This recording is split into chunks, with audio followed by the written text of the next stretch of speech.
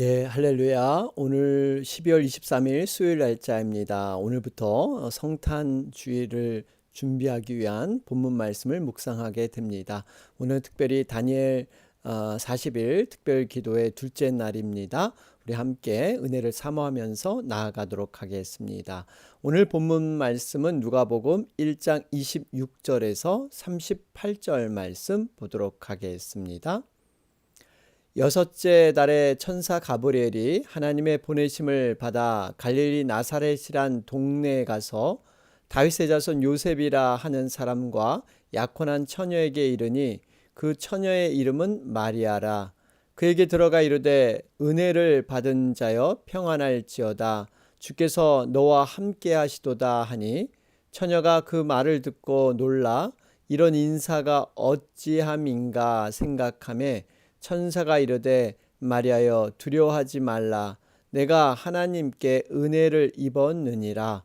보라 내가 잉태하여 아들을 낳으리니 그 이름을 예수라 하라.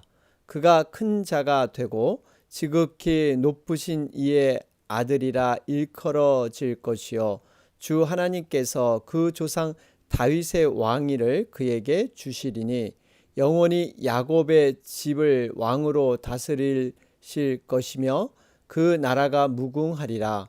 마리아가 천사에게 말하되 나는 남자를 알지 못하니 어찌 이 일이 있으리이까. 천사가 대답하여 이르되 성령이 내게 임하시고 지극히 높으신 이의 능력이 너를 덮으시리니 이러므로 나실 바 거룩한 이는 하나님의 아들이라 일컬어지리라. 보라 내 친족 엘리사벳도 늙어서 아들을 배웠느니라. 본래 임신하지 못한다고 알려진 이가 이미 6달이 되었나니 대저 하나님의 모든 말씀은 능하지 못하심이 없느니라. 마리아가 이르되 주여 여정이오니 말씀대로 내게 이루어지이다 하매 천사가 떠나가니라. 아멘. 오늘부터 우리 누가복음 묵상을 시작을 합니다. 여러분 사복음서는 서신서에 해당이 되죠. 편지의 형식으로 어떤 대상을 향해서 쓰여진 그러한 글들이죠. 복음을 증거하고 있습니다. 마태복음은 유대인들을 향한 목적으로 쓰여진 글입니다. 그렇기 때문에 왕이신 예수님에 대해서 특별히 혈통과 가문을 중시하기 때문에 족보로 시작하는 것이 마태복음에 들어있죠. 마가복음은요 예수님을 종으로 표현하고 있습니다. 로마인들을 향한 그러한 말씀인데요. 여러분 이 로마인들은 참 힘이 있어서 교만하게 그지없었던 사람들이죠. 그런데 예수님이 오히려 종으로 오셔서 그들의 발을 씻기고 섬기시는 이러한 모습으로 오히려 평화를 이루는 그러한 예수님을 묘사하고 있습니다. 우리가 대하는 이 누가복음은요 예수님이 인자 사람으로 오셨다는 것입니다. 우리와 동일한 사람으로 이렇게 오셔서 우리를 구원하실 자, 그분이 메시아다라는 거죠. 누가복음은 이방인들을 위해서 쓰여진 그러한 글입니다. 그래서 이 누가복음은 몇 가지 특색이 있죠. 여자들의 믿음이 상당 부분 강조되어 있습니다. 여자 하면은 그 당시 때 천시받던 그러한 대상들이었는데 그 여자들이 하나님 안에서 정말 동등하게 높임을 받고 오히려 하나님의 믿음을 칭찬받는다 하는 것들을 볼 수가 있습니다. 또 성령의 역사들이 누가복음에는 굉장히 강조되어 있죠. 예수님께서 성령으로 잉태돼서 마리아의 몸에 나셨다. 이 부분이 굉장히 강조되어 있고요. 또 가난한 자들에 대한 그 예수님의 마음, 그래서 죄인과 세리와 창기들과 더불어서 그들에게 복음을 전하기를 원하시고 그들의 친구로 오셨던 예수님, 바로 인자 사람으로 오신 그 예수님의 모습이 그려져 있습니다. 요한복음은 온 세상 모든 인류를 위한 글이죠. 특별히 하나님의 아들이심을 잘 증거하고 있습니다. 메시아는 하나님의 아들, 말씀이 육신이 되어 이 땅에 오신 그 예수님에 대해서 증거한 말씀이 바로 요한복음인 것입니다. 자, 이러한 전체적인 그러한 배경 가운데 오늘 우리 살펴볼 말씀 바로 누가복음 말씀에 해당이 됩니다. 우리 26절 말씀을 보면 여섯째 달에 천사 가브리엘이 하나님의 보내심을 받아 갈릴리 나사렛이란 동네에 가서, 여러분 이 가브리엘은 소식을 전하는 그러한 천사죠. 분명히 하나님의 보내심을 받았다 그러죠. 여러분 이것은 하나님께서 약속을 이루기 위해서 모든 것을 그대로 이루시는 그런 하나님, 특별히 예수님의 임신 사실, 수태고지라 그러죠. 그래서 알리기 위해서 이렇게 오게 됩니다. 그런데 갈릴리 나사렛이란 동네에 가서, 여러분 이 갈릴리 나사렛 이 어떤 곳입니까? 사실 이곳은 굉장히 천시받는 땅, 소외받은 땅이었습니다. 다시 말해 버려지고 소외된 곳에 우리 예수님이 그곳에 통해서 태어나시고 자라나셨다는 사실입니다. 이사야 9장 1절 말씀처럼 전에 고통하던 자에게 흑암이 없으리로다. 옛적에는 여호와께서 스불론 땅과 납달리 땅으로 멸시를 당케 하셨더니 후에는 해변길과 요단 저편 이방의 갈릴리를 영화롭게 하셨느니라. 그렇죠? 여러분 이렇게 구약에서 약속하신 그대로 예수님이 정말 멸시받는 땅에서 성장하시고 그것을 오히려 선교의 본거지로 삼아서 세계 만방에 정말 복음을 전하는 그런 놀라운 일을 하게 되십니다. 여러분 우리의 인생도 마찬가지예요. 여러분 세상에서 화려하고 성공하고 힘 있는 인생에게 정말 성령의 임재가 나타나는 것이 아니라 가난하고 소외되었고 천대받고 출세하지 못했던 자에게 오히려 예수님은 약한 자에게 강함으로 임하셔서 놀라운 일들을 행하게 되실 줄로 믿습니다. 자, 그런 가운데 27절 말씀을 보면 이 요셉이라 하는 사람, 약혼한 처녀에게 이르니 그 처녀 이름은 마리아라. 요셉과 마리아가 등장을 하고 있죠. 자, 그러면서 28절 말씀을 보면 그에게 들어가 이르되 은혜를 받은 자여 평안할지어다. 주께서 너와 함께 하시도다 하니, 가브리엘이 마리아에게 하나님의 은혜를 입은 사실을 고하고 있습니다. 은혜라는 것의 진정한 의미는요, 바로 주께서 너와 함께 하시도다. 여러분 이것이 은혜인 줄로 믿습니다. 우리가 은혜하면 어떤 세상에서 형통하고 잘 되는 것을 은혜로 생각하는데 그것이 아니라 바로 우리 주님과 함께하는 임마누엘 축복이 진정한 은혜인 줄로 믿습니다. 그러면서 29절 말씀을 보면 처녀가 그 말을 듣고 놀라 이런 인사가 어찌함인가 생각하매, 그러죠. 29절에 보면 천사의 말을 듣고 이 마리아의 어떠한 그 반응은요 굉장히 두렵고 놀랄 수가 있습니다. 여러분 이 은혜는 카리스라 그러는데요.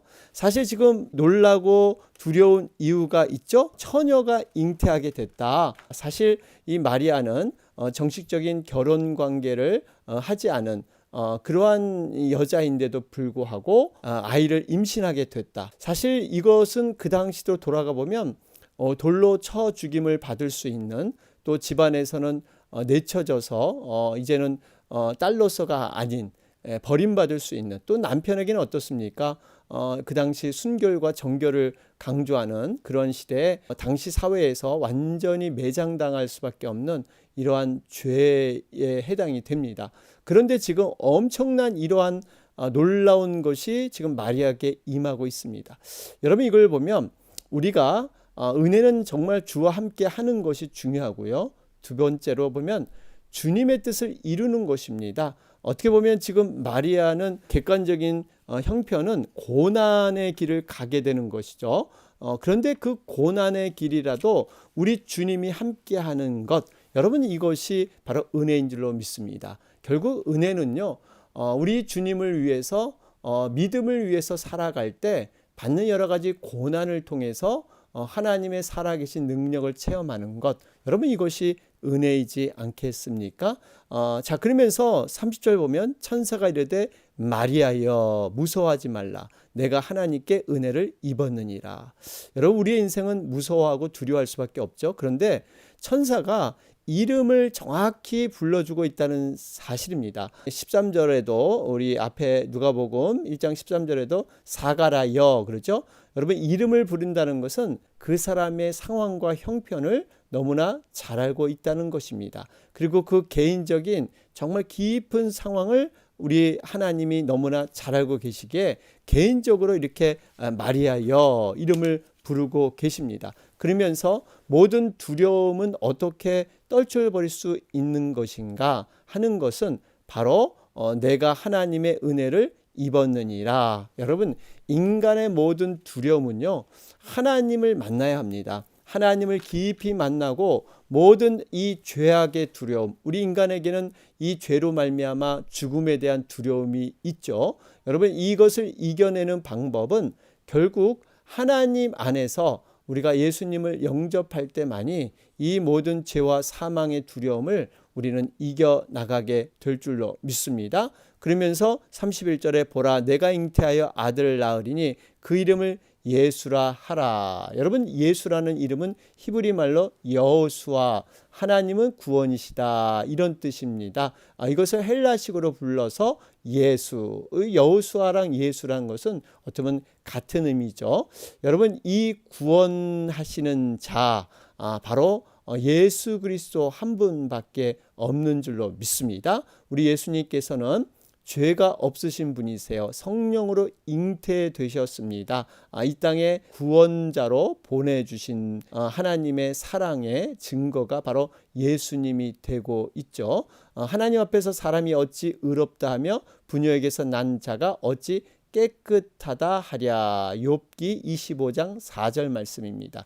여러분 인간의 몸에서 특별히 죄를 통해서 낳은 사람들 우리가 부정할 수밖에 없는데 예수님은 인간의 몸에서 여자의 몸에서 나셨지만 성령으로 잉태되셨습니다. 이게 달라요. 분명히 예수님은 이 땅에 100% 인간이시고 또 하나님이시죠. 바로 인간의 몸에서 태어난 인간이고 성령으로 잉태된 하나님. 또 돌아가실 때도 마찬가지로 육적인 자연적인 십자가의 죽음을 맞이하셨지만 또 영으로 부활하셨습니다. 그래서 태어남과 죽음이 이렇게 100% 인간과 이 하나님을 동시에 나타나는. 그래서 여러분 하나님이 이 땅에 오셔야만 우리를 구원하기 수가 있기 때문에 하나님이 직접 인간의 몸을 입으시고 이 땅에 오신 분이 바로 예수 그리스도인 줄로 믿습니다. 자, 그런 가운데 32절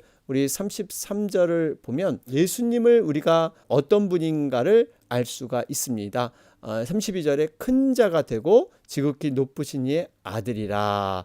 다윗 왕이 그에게 주셨다 그렇죠. 바로 예수님께서는 이러한 영광과 권세를 얻으신 분입니다. 그런데 그럼에도 불구하고 이 땅에서 하나님 아버지께 죽기까지 복종하셨던 그러한 분이 바로 예수님이시죠.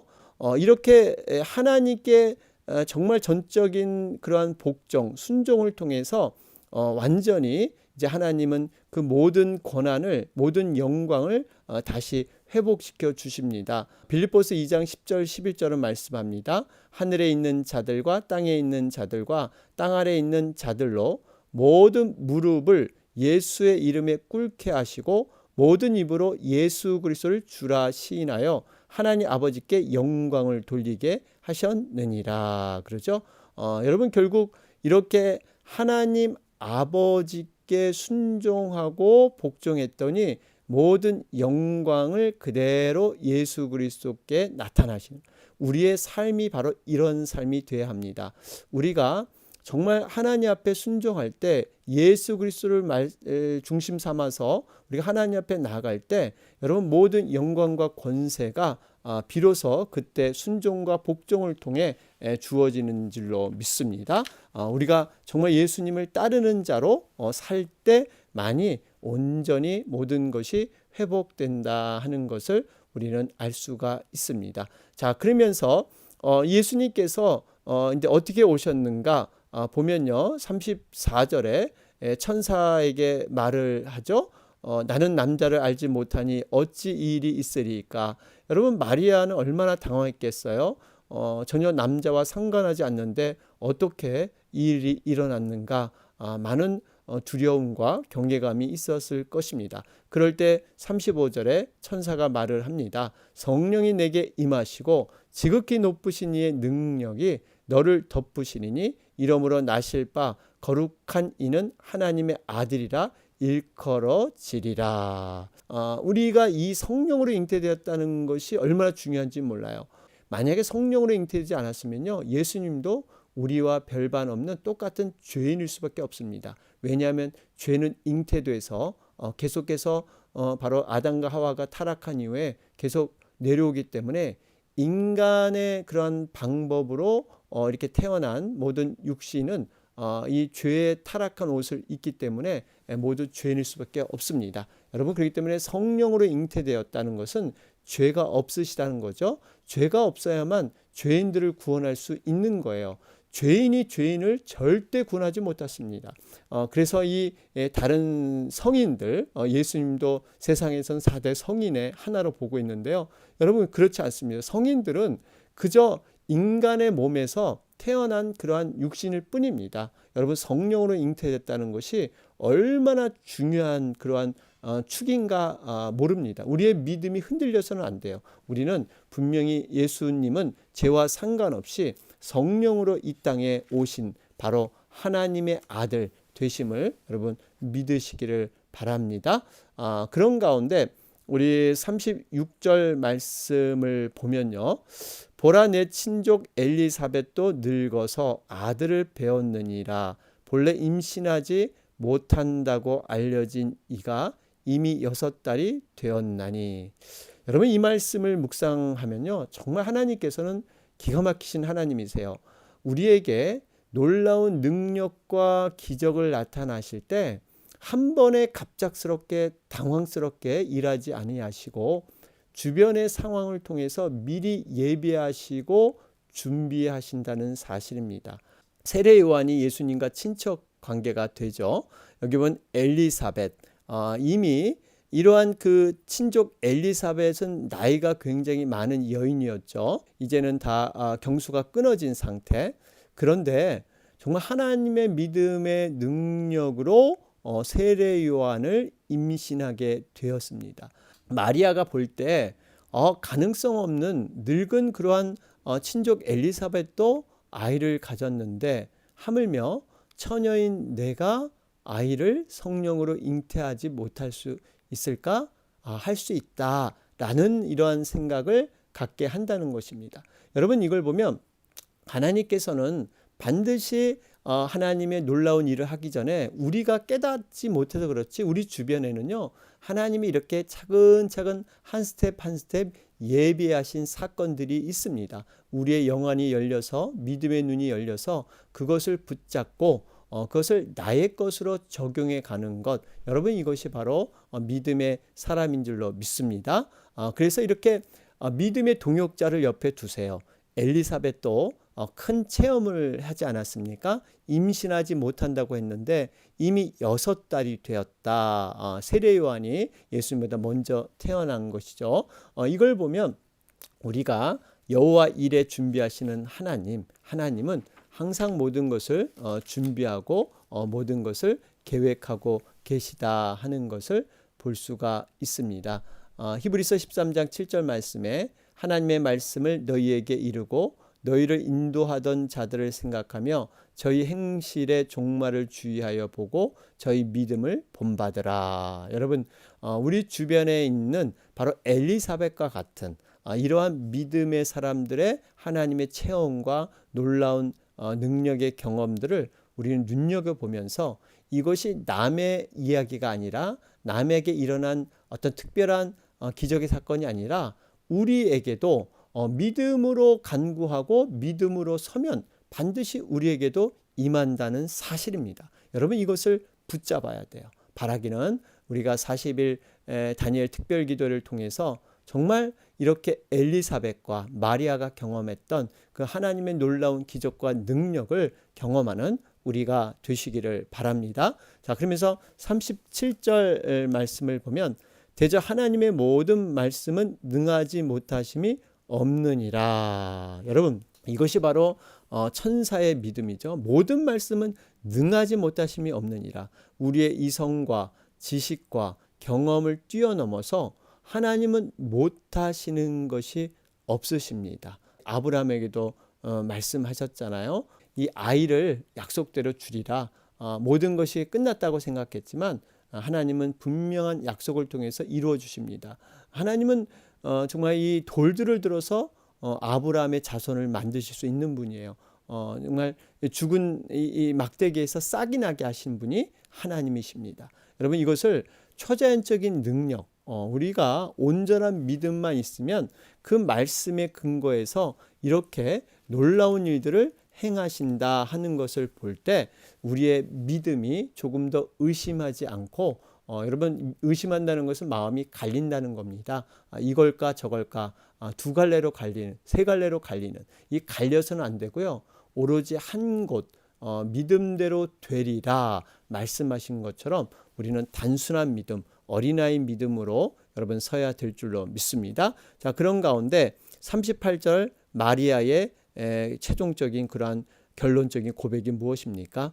마리아가 이르되 주의 여종이오니 말씀대로 내게 이루어지이다 하며 천사가 떠나가니라. 여러분, 마리아의 믿음 굉장하지 않습니까? 어떻게 처녀의 몸으로 자신이 성령으로 잉태됐다는 것을 받아들이면서, 특별히 여기 보니까 주의 여종이오니, 과거 성경에는 계집종 이렇게 자신을 낮췄죠. 여러분, 이 종이라는 자세, 종은요 그저 주인이 시키는 대로 그대로 이루는 겁니다. 자기의 생각과 개인적인 편견을 넣지 않고 주인이 시키면 시키는 대로 그대로 따라하는 것, 그것을 받아들이는 것. 여러분, 이것이 종의 그러한 태도입니다. 이 종은 주인만을 믿고 따를 때 또 주인은요 이 종을 철저히 보호하고 철저히 인도해 줍니다. 또 이것이 종과 주인의 관계예요. 그러니까 종은 주인을 절대적으로 신뢰하고 주인은 종을 절대적으로 보호하고 아끼는 것이죠. 여러분, 우리가 바로 하나님과 우리의 관계가 이런 관계예요. 우리의 주인 되신 왕이신 그러한 하나님, 우리를 끝까지 아끼시고 지키시고 보호하시는 그러한 백성으로서, 자녀로서의 우리들을, 하나님은 우리를 사랑하시고 계시죠. 그래서 우리가 마리아와 같은 순종, 주여 말씀하옵소서, 우리는 주님의 종입니다 하는 이 자신을 낮추고 말씀을 그대로 받아들이고 그것을 정말 인정하는 것, 여러분, 이것이 순종의 기본 자세인 줄로 믿습니다. 자, 오늘 말씀 정리해 보면 세상에 참복을 가져온 순종의 여인 마리아에 대해서 우리가 살펴보았습니다. 우리 이제 얼마 남지 않은 성탄절, 어떻게 우리는 이 성탄절을 맞이할 것인가 우리가 묵상하면서 정말 새롭게 거듭나는 우리가 되었으면 좋겠습니다. 오늘 수요일 날짜입니다. 이 땅의 모든 교회를 위해서 그리고 선교사님, 선교지를 위해서 함께 간절히 기도해 주고요. 40일 우리 특별기도회 이제 둘째 날인데 정말 시작이 반이다는 말이 있죠. 우리 끝날 때까지 함께 우리 잘 마칠 수 있도록 위해서 계속해서 기도해 주시기 바랍니다. 다 같이 기도 드리겠습니다. 주